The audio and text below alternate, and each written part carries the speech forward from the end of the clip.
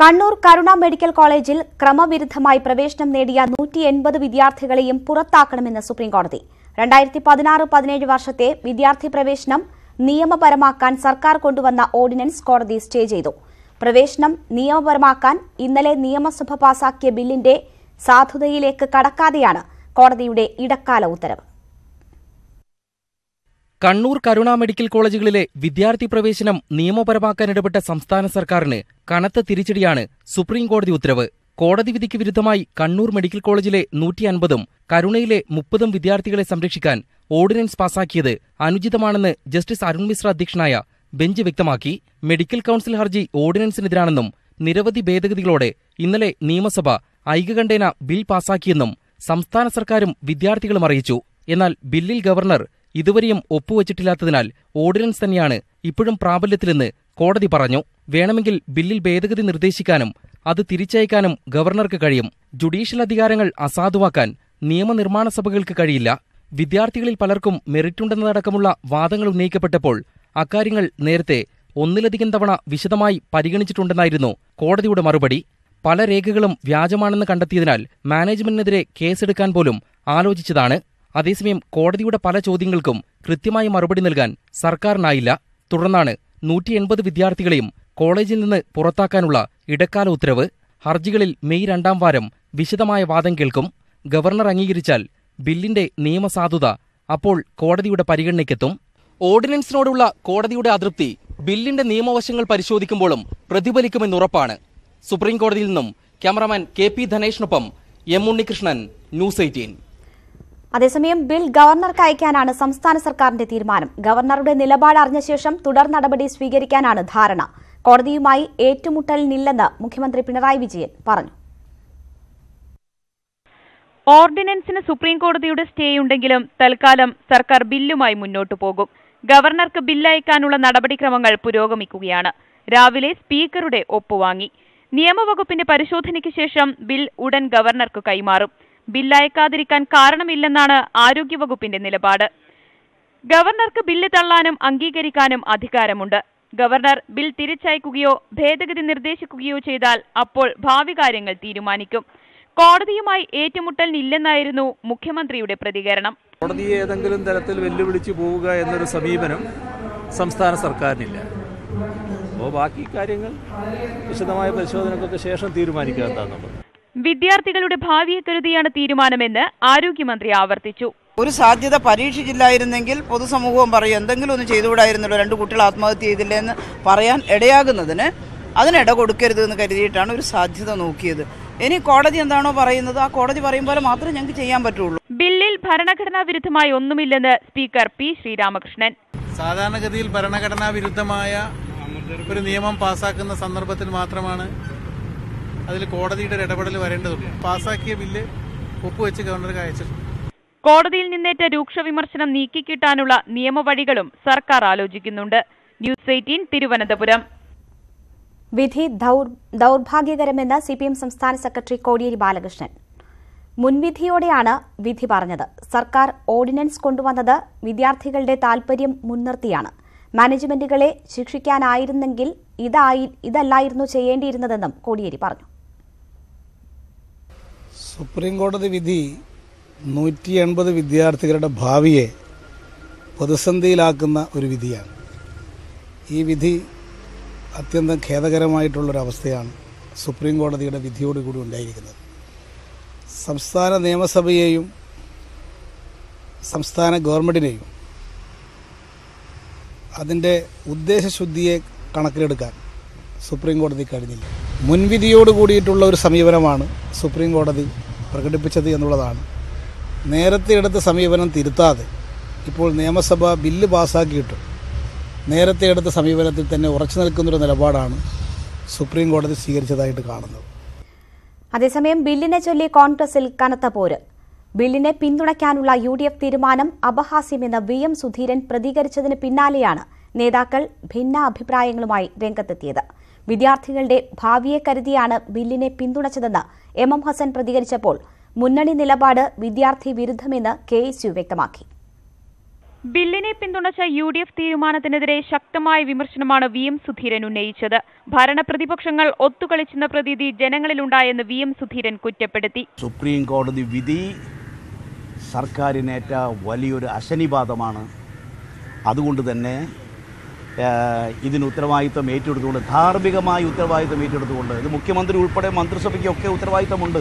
സ്വാശ്രയ മാനേജ്മെന്റുകളുടെ കൊള്ളയ്ക്കും അഴിമതിക്കും ഒരിക്കലും കൂട്ടുനിൽക്കുന്ന പ്രസ്ഥാനമല്ല കോൺഗ്രസും UDFും. വിഷയത്തിൽ ചില കോൺഗ്രസ് നേതാക്കളുടെ പ്രസ്താവനകൾ വ്യക്തിപരമായ അഭിപ്രായം മാത്രമാണെന്നും MM ഹസൻ പറഞ്ഞു. മാനേജ്മെന്റുകളുടെ കീഴടങ്ങലാണ് എന്ന് പ്രസ്താവന പുറപ്പെടുവിച്ചത് വാസ്തവത്തിൽ ഈ വസ്തുതകൾ കണക്കിലെടുക്കാതെയാണ്. അവരുടെ പ്രസ്താവനകളൊക്കെ തന്നെ വ്യക്തിപരമായ അഭിപ്രായങ്ങളാണ്. പാർട്ടിയുടെ നിലപാട് ഈ കുട്ടികളുടെ ഭാവിക്ക് വേണ്ടി മാത്രം ഞങ്ങളെടുത്തൊരു തീരുമാനമാണ്. ആത്മഹത്യ മുന്നിൽ കാണുന്ന കുട്ടികളുടെ കണ്ണീരു കണ്ടാണ് UDF തീരുമാനമെന്ന് രമേശ് ചെന്നിത്തല ആവർത്തിച്ചു. കണ്ണൂർ കരുണ വിഷയത്തിൽ നിയമസഭയിലെ പ്രതിപക്ഷ നിലപാട് വിദ്യാർത്ഥി വിരുദ്ധമെന്നാണ് KSUവിന്റെ നിലപാട്. പ്രതിപക്ഷം ഇന്നലെ സഭയിലെടുത്ത നിലപാട് അത് വിദ്യാർത്ഥി വിരുദ്ധമാണ് ഒരു തരത്തിലും. കാരണം ദൂരവ്യാപകമായ പ്രത്യാഘാതം. പ്രതിപക്ഷ നിലപാടിനെ ഉമ്മൻചാണ്ടി പിന്തുണച്ചപ്പോൾ A ഗ്രൂപ്പിലെ മറ്റൊരു നേതാവായ ബെന്നി ബെഹനാൻ UDF തീരുമാനത്തെ തള്ളിപ്പറഞ്ഞു. പ്രതിപക്ഷ നിലപാടിനെ വിമർശിച്ച് യൂത്ത് കോൺഗ്രസും രംഗത്തെത്തി. ന്യൂസ് 18 തിരുവനന്തപുരം. സുപ്രീംകോടതി വിധി എതിരായതോടെ ഇനി നിയമ നടപടിയുമായി മുന്നോട്ടില്ലെന്നാണ് വിദ്യാർത്ഥികളുടെയും രക്ഷിതാക്കളുടെയും പ്രതികരണം. സർട്ടിഫിക്കറ്റുകൾ തിരിച്ചുവാങ്ങും. മാനേജ്മെന്റിന്റെ സഹായം വിദ്യാർത്ഥികൾക്ക് ലഭിച്ചില്ലെന്നും രക്ഷിതാക്കൾ പറഞ്ഞു. നമുക്ക് ഇനി തിരിച്ചു പോകേണ്ടി വന്നാൽ ഞങ്ങൾ പിന്നെ എന്ത് ചെയ്യും? തിരിച്ചു വാങ്ങുമല്ലാതെ. ഞങ്ങൾക്ക് ഇനി ഈ കുട്ടികളെ വേറെ എവിടെയെങ്കിലും ഏതെങ്കിലും കോഴ്സിന് ചേർക്കണ്ടേ? സർട്ടിഫിക്കറ്റ് ഉൾപ്പെടെ തിരിച്ചു കിട്ടണം. കണ്ണൂർ മെഡിക്കൽ കോളേജിലെ 137 വിദ്യാർത്ഥികളുടെ ഭാവിയാണ് സുപ്രീംകോടതി വിധിയോടെ പ്രതിസന്ധിയിലായത്. പ്രശ്നങ്ങൾ പരിഹരിക്കപ്പെടുമെന്ന് കരുതിയെങ്കിലും ഇനി കാത്തിരുന്നിട്ട് കാര്യമില്ലെന്ന് രക്ഷിതാക്കൾ. 2 വർഷം നഷ്ടമായ കുട്ടികളെ ഇനിയും പരീക്ഷണ വസ്തുവാക്കാനില്ല. ഞങ്ങളെ സംബന്ധിച്ചിടത്തോളം ഇനിയിപ്പോൾ ഇതിൽ വേറൊന്നും നോക്കാനില്ല. കാരണം ഈ ഒരു അവസ്ഥയിലാണ് നിൽക്കുന്നത്. ഇനിയും നിയമപരമായിട്ട് ഒരു 6 മാസം കഴിഞ്ഞിട്ടോ അല്ലെങ്കിൽ 1 വർഷം കഴിഞ്ഞിട്ടോ ഈ കുട്ടികൾക്ക് അംഗീകാരം കിട്ടിയതുകൊണ്ട് എന്തെങ്കിലും പ്രയോജനമുണ്ടോ? യാതൊരു പ്രയോജനമില്ല. മാനേജ്മെന്റിന്റെ ഉറപ്പിലാണ് ഇതുവരെ തുടർന്നത്. കുട്ടികളെ നീറ്റ് പരീക്ഷ എഴുതിക്കുമെന്നും രക്ഷിതാക്കൾ പറഞ്ഞു. മാനേജ്മെന്റ് നിയമസഹായം നൽകിയില്ലെന്നും ഭാവി പ്രതിസന്ധിയിലായെന്നും വിദ്യാർത്ഥികൾ. ഇത്രയും പ്രശ്നങ്ങൾ ഉണ്ടായിട്ട് പോലും നമ്മളൊരു കാര്യത്തിൽ പോലും മാനേജ് തിരിഞ്ഞുമില്ല. നമുക്ക് കുട്ടികൾക്ക് വേണ്ടിയിട്ട് ഒരു വക്കീലിനെ പോലും അവർ ഹാജരാക്കിയിട്ടില്ല സുപ്രീം കോടതിയിൽ. കണ്ണൂർ മെഡിക്കൽ കോളേജിൽ പ്രവേശനം നേടിയ 13 കുട്ടികൾ നേരത്തെ പഠനം അവസാനിപ്പിച്ചിരുന്നു.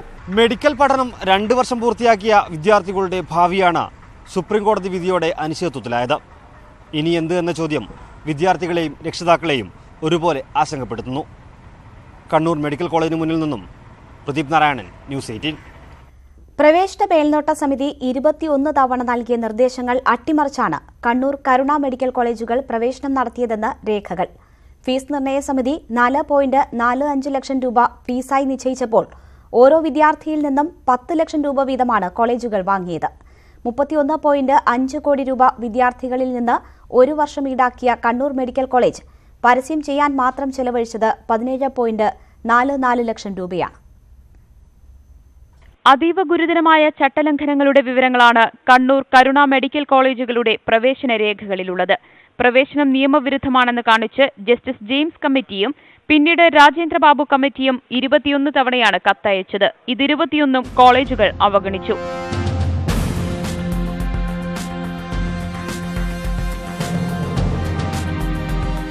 $150 വിദ്യാർത്ഥികളിൽ നിന്നും 10 ലക്ഷം രൂപ വീതമാണ് അഞ്ചരക്കണ്ടിയിലെ കണ്ണൂർ മെഡിക്കൽ കോളേജ് ഫീസായി വാങ്ങിയത്. ഫീസ് നിർണയ സമിതി നിശ്ചയിച്ചത് 4.45 ലക്ഷം രൂപയും. മാത്രമല്ല, കഴിഞ്ഞ വർഷം പ്രവേശനത്തിന് 85% സീറ്റുകളിലേക്ക് ട്യൂഷൻ ഫീസായി 15 ലക്ഷമാണ് കോളേജ് ആവശ്യപ്പെട്ടത്. NRI സീറ്റുകൾക്ക് 18 ലക്ഷവും. ഉയർന്ന ഫീസ് ഈടാക്കുന്നതിനായി നിരവധി വ്യാജരേഖകളും കണ്ണൂർ മെഡിക്കൽ കോളേജ് സമർപ്പിച്ചു. കഴിഞ്ഞ വർഷം മാത്രം കോളേജിന്റെ മൊത്തം വരുമാനം 41.86 കോടി രൂപയാണ്. അതിൽ 31.45 കോടി രൂപയും വിദ്യാർത്ഥികളിൽ നിന്ന് വാങ്ങിയ ഫീസാണ്. ചട്ടങ്ങളെല്ലാം ലംഘിച്ച് പ്രവേശന ഫീസ് ഇനത്തിൽ മാത്രം 7.44 ലക്ഷം രൂപയാണ് കോളേജ് വാങ്ങിയത്. 17.47 ലക്ഷം രൂപയാണ് പരസ്യത്തിന് മാത്രമായി കോളേജ് ചെലവഴിച്ചത്. ഫ്ലക്സ് സ്ഥാപിക്കാൻ 1.79 ലക്ഷം രൂപയും ചെലവഴിച്ചു. News desk, news 18. Salman Khan അഴിയണം.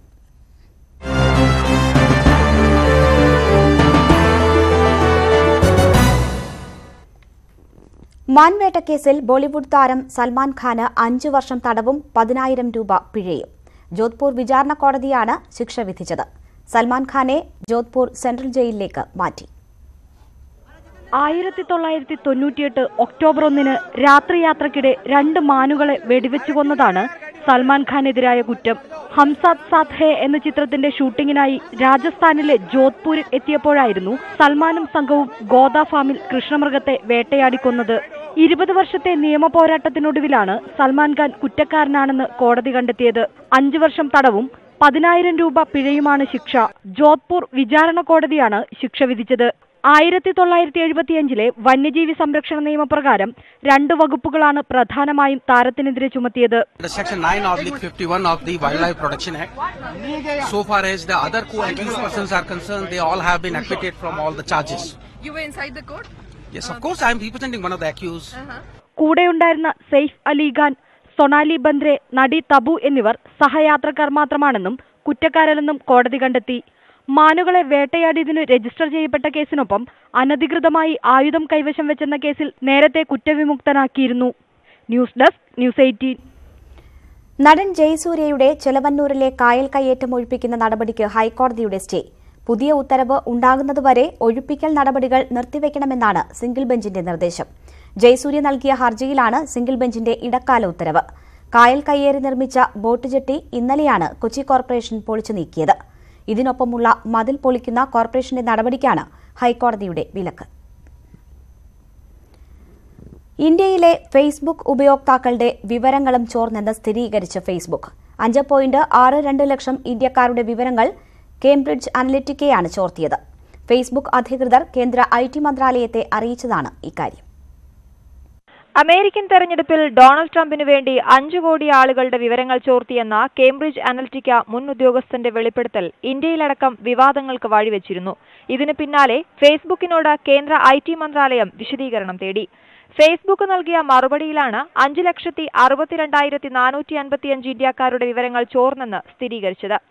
335 ഇന്ത്യക്കാർ കേംബ്രിഡ്ജ് അനലിറ്റിക്കയുടെ ആപ്ലിക്കേഷൻ നേരിട്ട് ഡൗൺലോഡ് ചെയ്തു. ഇതിലൂടെയാണ് 5.5 ലക്ഷത്തിലേറെ പേരുടെ വിവരങ്ങൾ ചോർന്നത്. 8.7 കോടി അക്കൌണ്ടുകളിൽ നിന്ന് വിവരങ്ങൾ ചോർന്നെന്ന് നേരത്തെ വ്യക്തമാക്കിയിരുന്നു.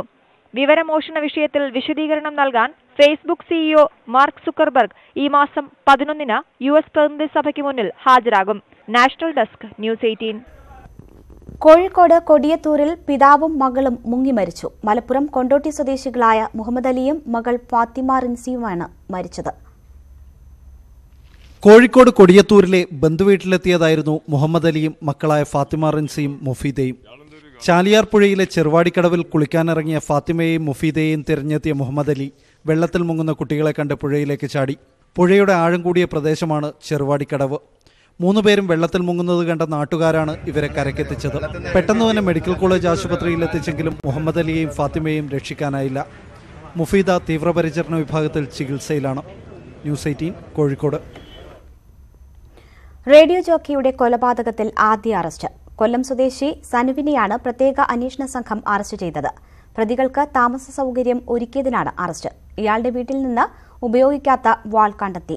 അതേസമയം കേസിലെ മുഖ്യപ്രതികളായ അലിഭായ്, കൊട്ടേഷൻ നൽകിയ സത്താർ എന്നിവർ വിദേശത്ത് തുടരുകയാണ്. ഇവരെ പിടികൂടാൻ അന്വേഷണ സംഘം ഖത്തർ പോലീസിന്റെ സഹായം തേടി. വാളയാറിൽ ആത്മഹത്യ ചെയ്ത പെൺകുട്ടി നിരവധി തവണ ലൈംഗിക പീഡനത്തിനിരയായതായി പോസ്റ്റ്മോർട്ടം റിപ്പോർട്ട്. സംഭവത്തിൽ 2 പേരെ പോലീസ് കസ്റ്റഡിയിലെടുത്തു. കുറ്റക്കാർക്കെതിരെ കർശന നടപടി വേണമെന്ന് പെൺകുട്ടിയുടെ അമ്മ ന്യൂസ് 18നോട് പറഞ്ഞു. വാളയാറിൽ മരിച്ച +1 വിദ്യാർത്ഥിനി നിരവധി തവണ ലൈംഗിക പീഡനത്തിന് ഇരയായതായാണ് പോസ്റ്റ്മോർട്ടം റിപ്പോർട്ട് വ്യക്തമാക്കുന്നത്. പ്രാഥമിക റിപ്പോർട്ടിലാണ് ഈ വിവരം. ഇതേ തുടർന്ന് പ്രദേശവാസികളായ 2 പേരെ പോലീസ് കസ്റ്റഡിയിലെടുത്തു. അമ്മയുടെയും പെൺകുട്ടിയുടെയും സുഹൃത്തുക്കളാണ് പിടിയിലായത്. ഇവരെ പോലീസ് ചോദ്യം ചെയ്തു വരികയാണ്. പെൺകുട്ടിയുടെ കൂട്ടുകാരനെ സംശയിക്കുന്നതായി അമ്മ പറയുന്നു. ഒരാളെ ഏട്ടൻ മരിച്ചതിന് ശേഷം തൊട്ട് കുട്ടികൾക്കും എനിക്കും എല്ലാ ഹെൽപ്പും ചെയ്തിട്ടുണ്ട്. പിന്നെ ആ മറ്റേ കുട്ടിയാണ് ഇവർക്കുള്ള ബന്ധമുള്ള കുട്ടി പറഞ്ഞത്. എനിക്ക് പൂർണ്ണമായിട്ട് എന്ത് സംഭവം എനിക്കറിയില്ല. എനിക്ക് ആ മറ്റേ കുട്ടീൻ്റെ വില. സംഭവത്തിൽ മുഴുവൻ പ്രതികളെയും പിടികൂടണമെന്ന് ബന്ധുക്കൾ ആവശ്യപ്പെട്ടു. ഇതിന്റെ പൂർണ്ണ ഉത്തരവാദി ആരാണെങ്കിലും ഈ 2 പ്രതികളെ പിന്നെ ഇപ്പോൾ പോലീസുകാർ വെച്ചിട്ടുണ്ടെന്ന് പറഞ്ഞു, കസ്റ്റഡി എടുത്തിട്ടുണ്ടെന്ന് അറിയാൻ കഴിയും. ഇതിലാരാണ് ഇതിൻ്റെ ഉത്തരവാദിയാണെങ്കിൽ മാതൃകാപരമായി ശിക്ഷിക്കണമെന്നാണ് ഞങ്ങൾക്ക് പറയാനുള്ളത്. ഏപ്രിൽ 3-നാണ് പെൺകുട്ടിയെ വീടിനുള്ളിൽ തൂങ്ങി മരിച്ച നിലയിൽ കണ്ടെത്തിയത്. ന്യൂസ് 18 പാലക്കാട്. വടകര മോർഫിംഗ് കേസിൽ പോലീസിനെതിരെ ഗുരുതര ആരോപണങ്ങളുമായി ആക്ഷൻ കമ്മിറ്റി. ശാസ്ത്രീയ പരിശോധനകൾ നടത്താതെയാണ് മോർഫ് ചെയ്ത ചിത്രങ്ങളുടെ എണ്ണം സംബന്ധിച്ച പോലീസിന്റെ പ്രസ്താവന. ഹാർഡ് ഡിസ്കിലെ ഫോട്ടോകളുടെ എണ്ണത്തിലും പോലീസ് നിലപാട് ദുരൂഹമാണെന്ന് ആക്ഷൻ കമ്മിറ്റി ആരോപിച്ചു. കേസിന്റെ ആദ്യഘട്ടത്തിൽ ഹാർഡ് ഡിസ്കിൽ 45,000 ചിത്രങ്ങളുണ്ടെന്ന് പറഞ്ഞ പോലീസ് ഇന്നലെ 2,000 ചിത്രങ്ങൾ മാത്രമെന്ന് തിരുത്തി. മോർഫ് ചെയ്ത ഫോട്ടോകളുടെ എണ്ണത്തിലും അവ്യക്തതയുണ്ട്. സ്റ്റുഡിയോ ഉടമകൾ അറസ്റ്റിലായപ്പോൾ 6 ഫോട്ടോകൾ എന്ന് പറഞ്ഞ പോലീസ് ഒന്നാം പ്രതിപിടിയിലായപ്പോൾ 5 എന്ന് തിരുത്തി.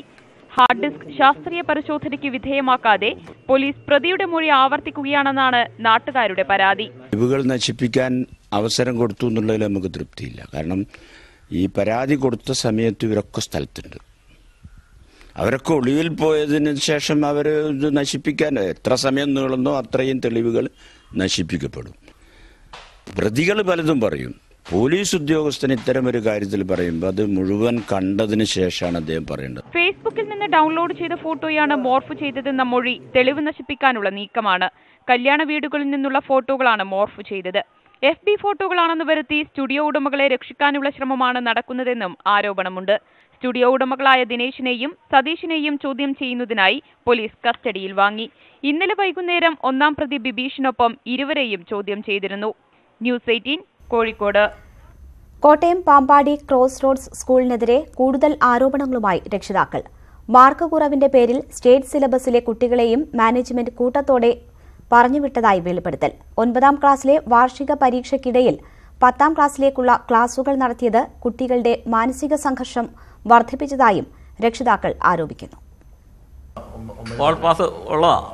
അതെന്നാ കാരണം ഞാനെന്നേരം അതുകൊണ്ടാണ് ഞാൻ ചോദിച്ചത്. ഇനി 10ാം ക്ലാസ്സിലോട്ടേക്ക് ഓടി അഡ്മിഷൻ എന്ന് അവിടെ കിട്ടുന്ന ഞാൻ അതിന് ചോദിച്ചതിന്റെ കാര്യം അത് തന്നെയാണ്. ബിൻഡോയുടെ മരണത്തിന് പിന്നാലെ പാമ്പാടി ക്രോസ് റോഡ് സ്കൂളിനെതിരെ കൂടുതൽ വെളിപ്പെടുത്തലുകളാണ് പുറത്തുവരുന്നത്. SSLC പരീക്ഷയിൽ 100% വിജയം നേടുന്നതിനായി സ്റ്റേറ്റ് സിലബസിലെ കുട്ടികളെയും പറഞ്ഞുവിട്ടതായി രക്ഷിതാക്കൾ ആരോപിക്കുന്നു. അല്ലെങ്കിൽ ഇപ്പം നമ്മളോട് ഇപ്പം 9ാം ക്ലാസ്സിൽ നിന്ന് മാറ്റണമെന്ന് ഇങ്ങനെ പറയാൻ കാര്യമില്ലല്ലോ. അല്ലേ ഓൾ പാസ് അല്ലേ ഈ 9ാം ക്ലാസ് വരെ. ഇപ്പം മാർക്ക് കുറവാണ്ട് അവർക്ക് 100% വിജയം ഇറക്കി അവർ ആഗ്രഹിക്കുന്നത്.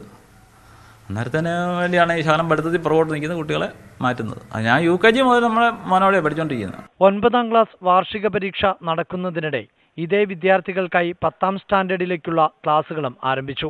ഫെബ്രുവരിയിൽ ആരംഭിച്ച ക്ലാസുകൾ മാർച്ചിലാണ് അവസാനിച്ചത്. ഇത് കുട്ടികളിൽ വലിയ മാനസിക സംഘർഷം സൃഷ്ടിച്ചതായും രക്ഷിതാക്കൾ ആരോപിക്കുന്നു. ഫെബ്രുവരി ആദ്യവാരം മുതൽ മാർച്ച് അവസാനം വരെ 10ാം ക്ലാസ്സിലെ അധ്യയനം ആണ് അവിടെ നടന്നിട്ടുള്ളത്. അതിന് ഇടയിലാണ് 9ാം സ്റ്റാൻഡേർഡിലെ എക്സാമിനേഷൻ അവിടെ നടന്നിട്ടുള്ളത്. മാനസികമായി തളർത്തുന്ന നിലയിലുള്ള ഒരു സമീപനമാണ് സ്കൂൾ അധികാരികൾ സ്വീകരിച്ചിട്ടുള്ളത്. CBSE മാനദണ്ഡങ്ങൾ വിട്ട് പ്രവർത്തിച്ചിട്ടില്ലെന്ന മുൻ നിലപാടിൽ ഉറച്ചു നിൽക്കുകയാണ് സ്കൂൾ മാനേജ്മെന്റ്. പൊതുവിദ്യാഭ്യാസ ചട്ടം സ്കൂൾ ലംഘിച്ചുവെന്ന് കഴിഞ്ഞ ദിവസം വിദ്യാഭ്യാസ വകുപ്പ് നടത്തിയ പ്രാഥമിക അന്വേഷണത്തിൽ കണ്ടെത്തിയിരുന്നു. സനോജ് സുരേന്ദ്രൻ, ന്യൂസ് 18 കോട്ടയം. അച്ഛന്റെ കണ്ണിൽ ആസിഡ് എറിഞ്ഞ് കാഴ്ച നഷ്ടപ്പെടുത്തിയവരെ ശിക്ഷിക്കണമെന്നാവശ്യപ്പെട്ട് ഹൈക്കോടതിക്ക് 6ാം ക്ലാസുകാരന്റെ തുറന്ന കത്ത്. കഴിഞ്ഞ 8 മാസങ്ങൾക്ക് മുൻപാണ് Anchal Eroor oil palm India ലിമിറ്റഡിന്റെ ഫീൽഡ് സൂപ്പർവൈസർ ശശികുമാരപിള്ളയ്ക്കെതിരെ ആസിഡ് ആക്രമണം നടന്നത്. ആസിഡ് ആക്രമണത്തിനിരയായ ശശികുമാരപിള്ള മുഖ്യമന്ത്രിക്കും DGPക്കും പരാതി നൽകുകയും ഹൈക്കോടതിയിൽ കേസ് ഫയൽ ചെയ്യുകയും ചെയ്തിരുന്നു. എന്നാൽ ഇതുവരെ പ്രതികളെ പിടികൂടാൻ കഴിയാത്ത സാഹചര്യത്തിലാണ് ശശികുമാരപിള്ളയുടെ മകൻ 6ാം ക്ലാസ്സുകാരൻ സഞ്ജയ് ഹൈക്കോടതി ചീഫ് ജസ്റ്റിസിന് തുറന്ന കത്തെഴുതിയത്. ഇതുവരെ എൻ്റെ അച്ഛൻ്റെ കണ്ണിൽ ആസിഡ് ഒഴിച്ച് അക്രമികളെ പിടികൂടാൻ ആവാത്തതാൽ ഇതുവരെ ഞാൻ ഈ മാനസിക വിഷമം കണ്ട് ഹൈക്കോടതിയിലെ ചീഫ് ജസ്റ്റിസിന് കത്തെഴുതി. പ്രതികൾ ഉന്നത രാഷ്ട്രീയ സ്വാധീനം ഉപയോഗിച്ച് രക്ഷപ്പെടുകയാണെന്നാണ് ശശികുമാരപിള്ളയുടെ ആരോപണം. ഓയിൽ പാം ഇന്ത്യ ലിമിറ്റഡിൽ നടന്ന നിയമനങ്ങളിൽ അഴിമതി നടന്നതിനാൽ ശശികുമാരപിള്ള അത് ചോദ്യം ചെയ്ത് പരാതി നൽകിയിരുന്നു. ഇതിന്റെ പ്രതികാരമാണ് തനിക്കെതിരെയുള്ള ആസിഡ് ആക്രമണം എന്ന് ശശികുമാരപിള്ള പറയുന്നു. ഈ കേസിലെ പ്രതികളെ അറസ്റ്റ് ചെയ്യണമെന്ന് ആവശ്യപ്പെട്ടുകൊണ്ട് ബഹുമാനപ്പെട്ട Eroor police sub inspector, Anchal CA, സംസ്ഥാനത്തെ പോലീസ് DGP, കേരള മുഖ്യമന്ത്രി കൂടാതെ കെ മുരളീധരനുമായും ശ്രീ അനൂപ് ജേക്കബ് MLA-യുമായി ബന്ധപ്പെട്ട് DGPക്ക് നേരിട്ട് പരാതി കൊടുത്തു. അതുകൂടാതെ കേരള ഗവർണർക്ക് ഇവിടെ പഞ്ചായത്ത് വാർഡ് മെമ്പറുടെ നേതൃത്വത്തിൽ ഒരു ആക്ഷൻ കൗൺസിൽ രൂപീകരിച്ച് അവർ ഗവർണർക്ക് പരാതി കൊടുക്കുകയും ചെയ്തു. ഇവിടെ നിന്നൊന്നും എനിക്ക് നീതി പറ്റില്ല. ഞാൻ മനുഷ്യാവകാശ കമ്മീഷനെ സമീപിച്ചു. അവിടെ നിന്നും എനിക്ക് നീതി പറ്റില്ല. ന്യൂസ് 18 അഞ്ചൽ. വയോധികരുടെ മേൽ പോലീസിന്റെ സംരക്ഷണം ഉണ്ടാകണമെന്ന് മുഖ്യമന്ത്രി. കുറ്റവാളികൾക്കെതിരെ മുഖം നോക്കാതെ നടപടി സ്വീകരിക്കുവാൻ പോലീസിന് കഴിയണമെന്നും മുഖ്യമന്ത്രി പറഞ്ഞു. കേരളത്തിലെ മുഴുവൻ പോലീസ് സ്റ്റേഷനുകളിലും സൈബർ സെൽ ആരംഭിക്കുമെന്ന് DGP അറിയിച്ചു. കേരള പോലീസ് ഓഫീസേഴ്സ് അസോസിയേഷൻ സംസ്ഥാന സമ്മേളനത്തിൽ സംസാരിക്കുകയായിരുന്നു ഇരുവരും. കുറ്റകൃത്യം തടയൽ മാത്രമല്ല പോലീസിന്റെ പണിയെന്നും വയോധികർക്ക് പോലീസിന്റെ ഭാഗത്തുനിന്നും സംരക്ഷണം ഉണ്ടാകണമെന്നും മുഖ്യമന്ത്രി വ്യക്തമാക്കി. ക്രിമിനലുകൾക്കെതിരെ മുഖം നോക്കാതെയുള്ള നടപടികൾ ഉണ്ടാവണം. ഇക്കാര്യത്തിൽ സർക്കാരിന്റെ പിന്തുണ പോലീസിനാണെന്നും അദ്ദേഹം പറഞ്ഞു. ചിലത് വലിയ മാന്യരാണെന്ന് തോന്നുന്ന തരത്തിലുള്ള ഭാവഭാവാദികളുള്ളവരെ, പക്ഷെ നടത്തുന്ന മുഴുവൻ കുറ്റകൃത്യങ്ങളായിരിക്കും. അവരുടെ കാര്യത്തിൽ ഏതെങ്കിലും തരത്തിലുള്ള മൃദുവായ സമീപനം ഉണ്ടാകാൻ പാടില്ല. പരസ്യമായി ഞാൻ പറയാണ്, അത്തരം ആളുകൾക്കെതിരെ കർക്കശമായ നടപടിയെടുത്തോളണം. അതിൻ്റെ കൂടെ സർക്കാരുണ്ടാവും. ഒരു ശങ്കയും നിങ്ങൾക്ക് വേണം. കേരളത്തിലെ മുഴുവൻ പോലീസ് സ്റ്റേഷനുകളിലും സൈബർ സെൽ സ്ഥാപിക്കുമെന്ന് DGP. ഇതിനായി ഓരോ സ്റ്റേഷനിലും 3 പോലീസുകാരെ നിയോഗിക്കും. 471 കേരളയിലെ ഉള്ള ലോ ആൻഡ് ഓർഡർ പോലീസ് സ്റ്റേഷനിലെ May 15 മുമ്പ് സൈബർ ക്രൈം/IT സെൽസ് ഉണ്ടാക്കും. ന്യൂസ് 18 കോട്ടയം. അട്ടപ്പാടിയിൽ സോഷ്യൽ ഓഡിറ്റ് നടത്തണമെന്ന് ഹൈക്കോടതി. സർക്കാർ നടപ്പാക്കിയ ആദിവാസി ക്ഷേമ പദ്ധതികൾ ഗുണകരമായോ എന്ന് പരിശോധിക്കണം. ഇതിനായി ജില്ലാ ലീഗൽ സർവീസ് അതോറിറ്റി ചെയർമാനെയും സെക്രട്ടറിയെയും ഡിവിഷൻ ബെഞ്ച് ചുമതലപ്പെടുത്തി. ഇരുവരും അട്ടപ്പാടി സന്ദർശിച്ച് 1 മാസത്തിനകം റിപ്പോർട്ട് നൽകണമെന്നാണ് നിർദ്ദേശം. അട്ടപ്പാടിയിൽ ആദിവാസി യുവാവ് മധു കൊല്ലപ്പെട്ട സംഭവത്തിൽ സ്വമേധയാ സ്വീകരിച്ച നടപടികളിലാണ് കോടതിയുടെ ഉത്തരവ്. മലയാള സിനിമയിൽ വില്ലൻ കഥാപാത്രങ്ങളിലൂടെ ശ്രദ്ധേയനായ കൊല്ലം അജിത്ത് അന്തരിച്ചു. കൊച്ചിയിലെ സ്വകാര്യ ആശുപത്രിയിൽ ഉദരസംബന്ധമായ രോഗത്തെ തുടർന്ന് ചികിത്സയിലായിരുന്നു. കൊല്ലം പോളയത്തോട് പൊതുശ്മശാനത്തിൽ സംസ്കാര ചടങ്ങുകൾ നടന്നു. മുഖ്യമന്ത്രിയും സിനിമാ രംഗത്തെ പ്രമുഖരും അജിത്തിന്റെ മരണത്തിൽ അനുശോചനം രേഖപ്പെടുത്തി. കൊച്ചി ഇടപ്പള്ളിയിലെ സ്വകാര്യ ആശുപത്രിയിൽ പുലർച്ചെയായിരുന്നു കൊല്ലം അജിത്തിന്റെ അന്ത്യം. ഉദരസംബന്ധമായ അസുഖത്തെ തുടർന്ന് 2 തവണ ശസ്ത്രക്രിയ നടത്തിയിരുന്നു. മമ്മൂട്ടിയടക്കം സിനിമാ രംഗത്തെ പ്രമുഖർ ആശുപത്രിയിലെത്തി അന്തിമോപചാരമർപ്പിച്ചു. നന്മ നിറഞ്ഞ മനസ്സിന്റെ ഉടമയെയാണ് നഷ്ടമായതെന്ന് സഹപ്രവർത്തകർ. വില്ലൻ കഥാപാത്രങ്ങളെ അവതരിപ്പിച്ചിട്ടുണ്ടെങ്കിൽ പോലും അദ്ദേഹത്തിന്റെ നല്ലൊരു മനസ്സിന്റെ ഉടമയായിരുന്നു. വെറുമൊരു പാപം എന്ന് തന്നെ പറയാം. ഒരു വളരെ സാധുവായ ഒരു മനുഷ്യനായിരുന്നു. 12 മണിയോടെ മൃതദേഹം കൊല്ലം കടപ്പാക്കടയിലെ വസതിയിലെത്തിച്ചു. വൈകിട്ട് 6-ന് പോളത്തോട് പൊതുശ്മശാനത്തിലായിരുന്നു സംസ്കാരം.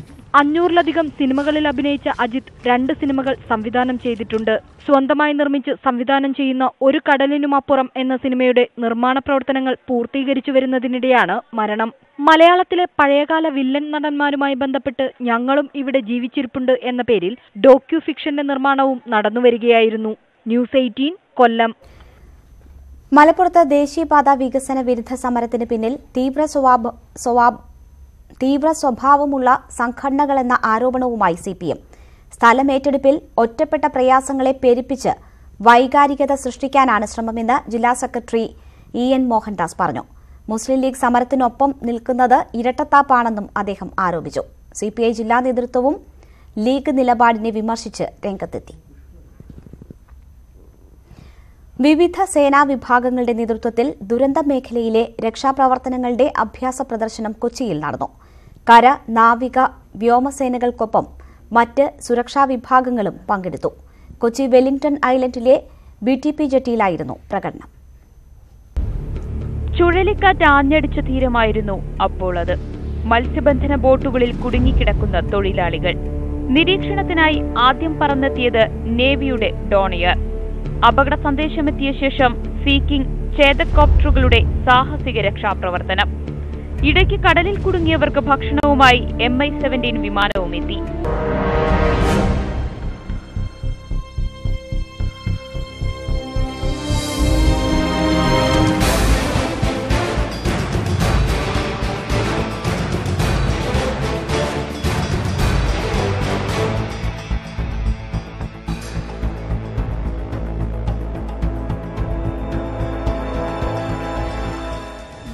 മേഖലയിലെ രക്ഷാപ്രവർത്തനങ്ങളുടെ അഭ്യാസ പ്രദർശനത്തിൽ സേനയ്ക്ക് പുറമെ കോസ്റ്റ് ഗാർഡും കോസ്റ്റൽ പോലീസും ദുരന്ത നിവാരണ സേനയും കൈകോർത്തപ്പോൾ അഭ്യാസ പ്രകടനം പുത്തൻ കാഴ്ചയായി.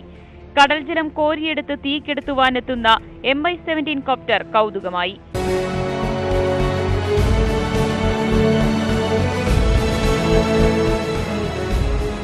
സേനയുടെ ചെറുതും വലുതുമായ 3 കപ്പലുകളും 4 എയർക്രാഫ്റ്റുകളും 1000-ഓളം സേനാംഗങ്ങളും പ്രകടനത്തിൽ പങ്കെടുത്തു. ചക്രവാത് എന്ന് പേരിട്ട പ്രദർശനം കാണാൻ മുഖ്യമന്ത്രി പിണറായി വിജയൻ, മന്ത്രിമാരായ KK ശൈലജ, കടന്നപ്പള്ളി രാമചന്ദ്രൻ എന്നിവരും എത്തി. രക്ഷാപ്രവർത്തനത്തിന് ഉപയോഗിക്കുന്ന ഉപകരണങ്ങളുടെ പ്രദർശനവും സംഘടിപ്പിച്ചിട്ടുണ്ട്. സമുദ്ര ഓഡിറ്റോറിയത്തിൽ നടക്കുന്ന പ്രദർശനം ഞായറാഴ്ച സമാപിക്കും. ന്യൂസ് 18 കൊച്ചി. ടെലിവിഷൻ റേറ്റിംഗ് ഏജൻസികൾക്ക് കർശന നിബന്ധനകൾ ഏർപ്പെടുത്തി വാർത്താപ്രക്ഷേപണ മന്ത്രാലയം. ഏതെങ്കിലും ചാനലുകൾക്ക് റേറ്റിംഗ് കൂട്ടുന്നതിന് സഹായകരമായി പ്രവർത്തിച്ചാൽ ഏജൻസിയിൽ നിന്ന് വൻതുക പിഴ ഈടാക്കാനാണ് ഉത്തരവ്. ആദ്യ തവണ തെറ്റ് കണ്ടെത്തിയാൽ 25 ലക്ഷം രൂപയും രണ്ടാം തവണ തെറ്റ് ആവർത്തിച്ചാൽ 75 ലക്ഷം രൂപയും പിഴ ഈടാക്കും. മൂന്നാം തവണയും ക്രമക്കേട് കണ്ടെത്തിയാൽ ലൈസൻസ് റദ്ദാക്കും. റേറ്റിംഗ് വിവരം ശേഖരിക്കുന്ന കേന്ദ്രങ്ങളെക്കുറിച്ച് ചാനലുകൾക്ക് മുൻകൂട്ടി വിവരം നൽകിയാലും ലൈസൻസ് റദ്ദാക്കും. ചാനലുകൾ ഉയർന്ന റേറ്റിംഗ് ഉണ്ടെന്ന് കൃത്രിമമായി കാണിച്ച് ഉയർന്ന പരസ്യനിരക്ക് വാങ്ങുന്നത് തടയാനാണ് നിബന്ധന. സൗദി അറേബ്യയിൽ ഈ മാസം 18 മുതൽ സിനിമാ തിയേറ്ററുകൾ തുറന്നു പ്രവർത്തിക്കും. 3 പതിറ്റാണ്ടിന് ശേഷമാണ് തിയേറ്ററുകൾക്ക് ഏർപ്പെടുത്തിയ നിരോധനം സൗദി ഭരണകൂടം നീക്കിയത്. അമേരിക്കൻ തിയേറ്റർ കമ്പനിയായ AMC എന്റർടൈൻമെന്റ്സിനാണ് ആദ്യ പ്രദർശനത്തിനുള്ള അനുമതി. 15ഓളം നഗരങ്ങളിലായി 40 തിയേറ്ററുകൾ AMC തുറക്കും. ആദ്യ തിയേറ്റർ തുറക്കുന്നത് റിയാദിലാണ്. ഈ മാസം 18-ന് ആദ്യ പ്രദർശനത്തിന്റെ ഉദ്ഘാടനം നടക്കുമെന്ന് സൗദി ഇൻഫർമേഷൻ സെന്റർ അറിയിച്ചു. ഇനി കൂടുതൽ കേരള വാർത്തകൾ ഒറ്റനോട്ടത്തിൽ. മദ്യനയത്തിൽ സഭാ നേതൃത്വവുമായി ചർച്ചയ്ക്ക് തയ്യാറെന്ന് എക്സൈസ് മന്ത്രി TP രാമകൃഷ്ണൻ. സഭയുടെ എതിർപ്പ് മാധ്യമങ്ങളിലൂടെ മാത്രമേ അറിയിച്ചിട്ടുള്ളൂ. സഭയെ ചർച്ചയ്ക്ക് വിളിക്കുന്ന കാര്യം സർക്കാർ ആലോചിക്കുമെന്നും മന്ത്രി.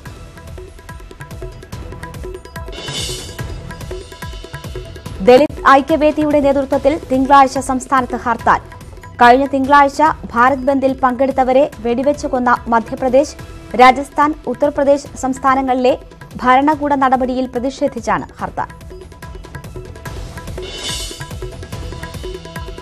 മൈക്രോ ഫിനാൻസ് തട്ടിപ്പ് കേസിൽ അന്വേഷണ ഉദ്യോഗസ്ഥൻ വിശദീകരണം നൽകണമെന്ന് ഹൈക്കോടതി. FIR റദ്ദാക്കണമെന്നാവശ്യപ്പെട്ട് വെള്ളാപ്പള്ളി നടേശൻ നൽകിയ ഹർജി സിംഗിൾ ബെഞ്ച് ചൊവ്വാഴ്ച പരിഗണിക്കും.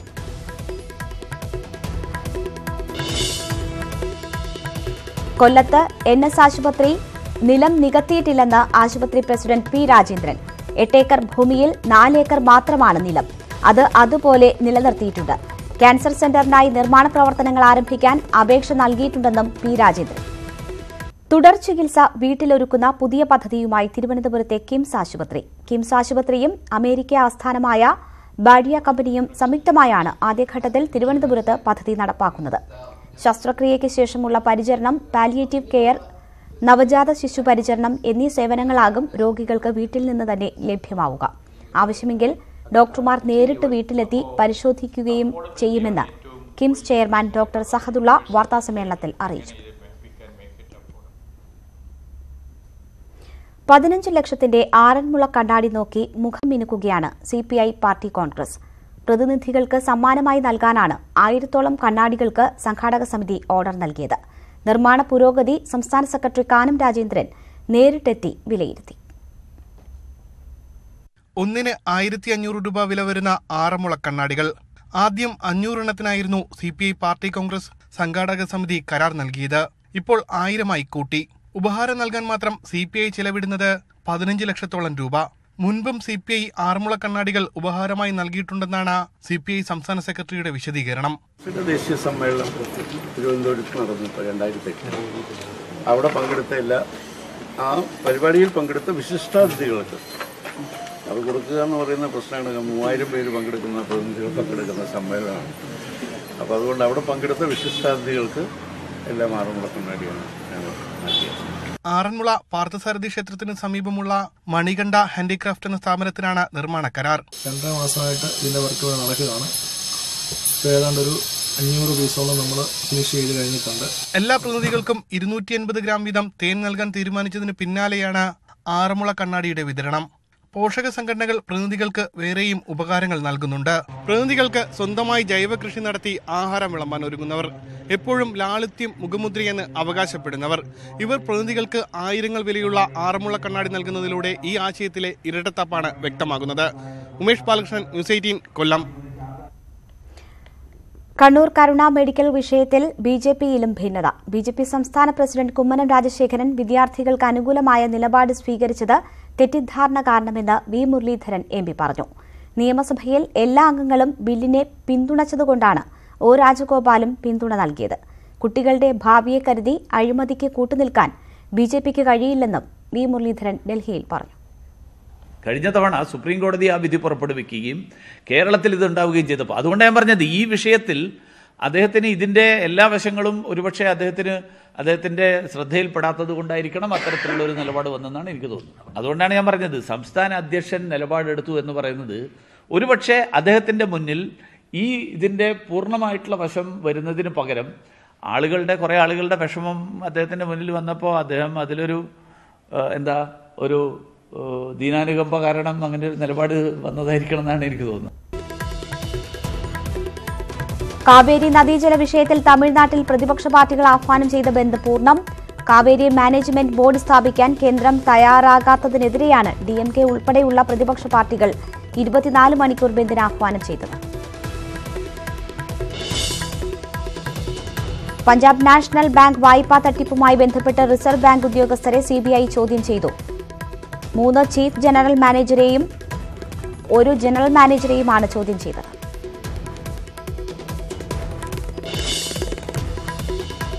ഉത്തർപ്രദേശ് മുഖ്യമന്ത്രി യോഗി ആദിത്യനാഥിനെതിരെ പ്രധാനമന്ത്രിക്ക് BJP MPയുടെ പരാതി. മുഖ്യമന്ത്രിയെ കാണാൻ പലതവണ ഓഫീസിലെത്തിയെങ്കിലും മോശമായാണ് പെരുമാറിയത്. മുഖ്യമന്ത്രിയെ കാണാനെത്തിയ തന്നെ ചീത്ത പറഞ്ഞിറക്കിവിട്ടെന്നും MP.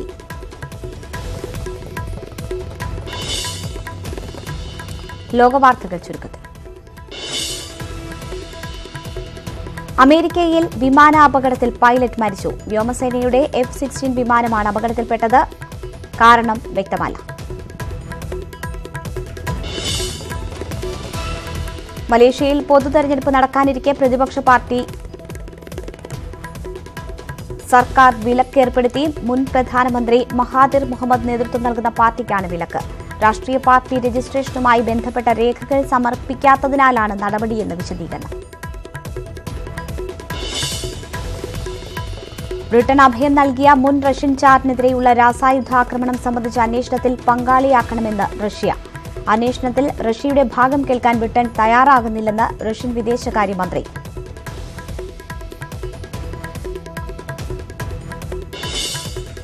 SC/ST നിയമത്തിലെ സുപ്രീംകോടതി വിധിയിൽ സംസ്ഥാന സർക്കാർ പുനഃപരിശോധനാ ഹർജി നൽകും. വിഷയത്തിൽ സർക്കാർ നിലപാട് അറിയിക്കുന്നതിൽ വീഴ്ച വരുത്തിയിട്ടില്ലെന്ന് അഡ്വക്കേറ്റ് ജനറൽ പ്രതികരിച്ചു. നിയമമന്ത്രിയുടെ കത്ത് ലഭിച്ച ദിവസം തന്നെ സുപ്രീംകോടതി സ്റ്റാൻഡിംഗ് കൌൺസിലിന് നിർദ്ദേശം നൽകിയിരുന്നുവെന്നും AG വ്യക്തമാക്കി. ശ്യാം ദേവരാജ് വിവരങ്ങളുമായി ചേരുന്നു. ശ്യാം, എന്ത് വിശദീകരണമാണ് AG നൽകുന്നത്?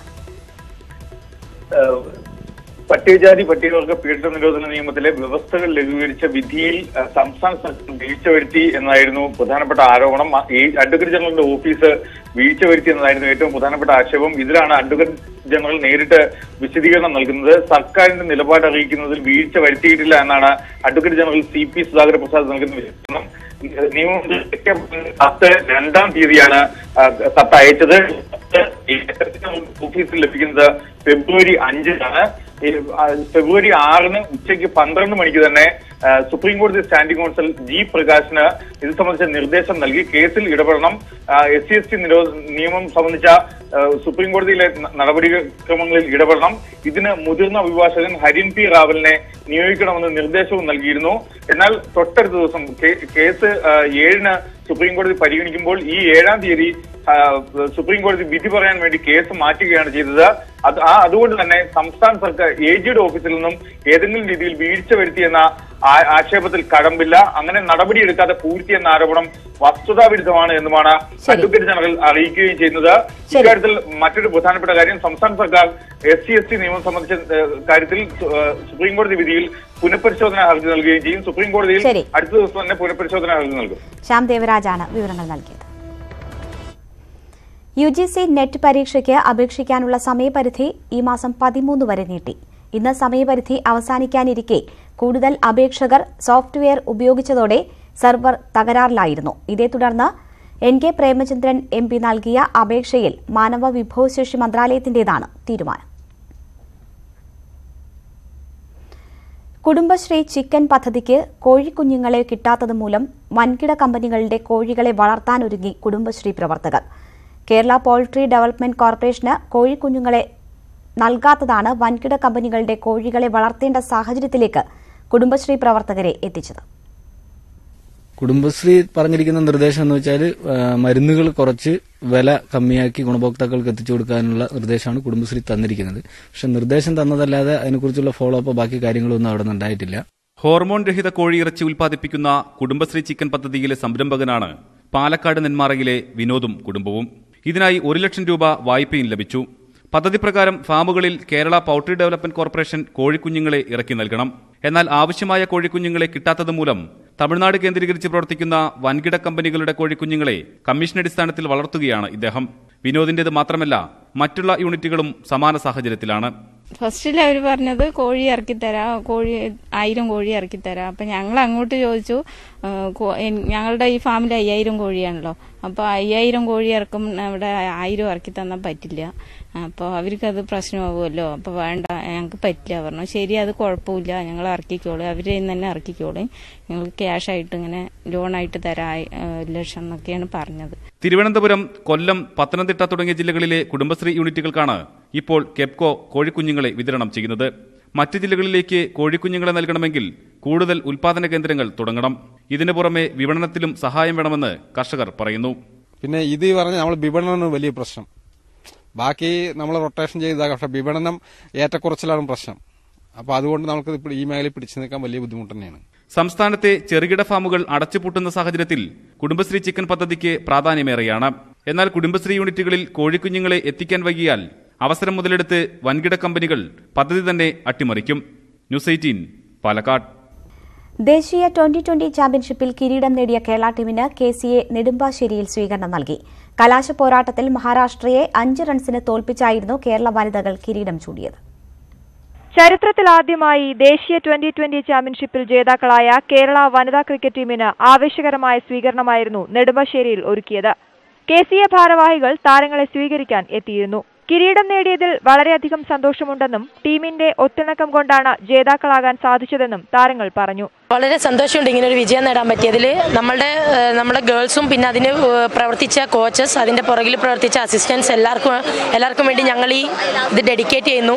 പിന്നെ എനിക്ക് പറയാനുള്ളത്, ഇപ്പോൾ ഈ നമ്മൾ നേടിയ വിജയം ഇനി വരുന്ന അപ്കമിങ് ജൂനിയർ തലത്തിലുള്ള പെൺകുട്ടികൾക്കൊക്കെ ഒരു പ്രചോദനമാകണം. നല്ല സപ്പോർട്ടാണ് KCA തരുന്നത്. അതുകൊണ്ട് എല്ലാവരും സ്പോർട്സിലേക്ക് ഇറങ്ങുക. ടീമിന് KCA 10 ലക്ഷം രൂപ പാരിതോഷികം പ്രഖ്യാപിച്ചു. ആവേശകരമായ ഫൈനലിൽ മഹാരാഷ്ട്രയെ 5 വിക്കറ്റിന് പരാജയപ്പെടുത്തിയായിരുന്നു കേരളത്തിന്റെ ജയം. ആദ്യം ബാറ്റ് ചെയ്ത മഹാരാഷ്ട്ര 4 വിക്കറ്റ് നഷ്ടത്തിൽ 114 റൺസ് എടുത്തു. മറുപടി ബാറ്റിംഗിൽ 19.5 ഓവറിൽ 5 വിക്കറ്റ് നഷ്ടത്തിൽ കേരളം ലക്ഷ്യത്തിലെത്തി. Sports desk, news 18.